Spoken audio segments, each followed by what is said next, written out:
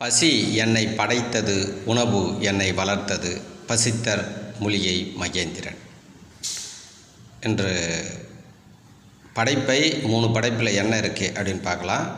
பக்தி மார்க்கம், ஞான மார்க்கம், உண்மை மார்க்கம். இந்த பசி ஆதி மார்க்கம்.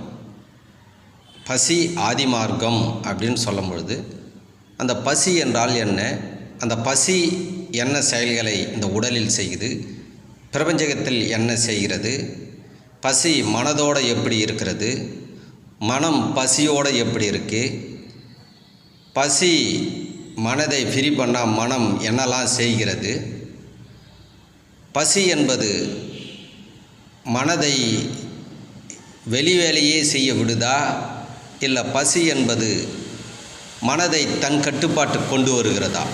ரொம்ப அற்புதமானதுங்க இது. ரொம்ப நீங்கள் தெரிஞ்சுக்க வேண்டியது இருக்குது. தெரியாது, இது உலகத்தில் யாருக்குமே தெரியாது. இது யாரும் இதுவரையிலும் பாடம் எடுக்கலை. மனம் மனம் மனன்றாங்க.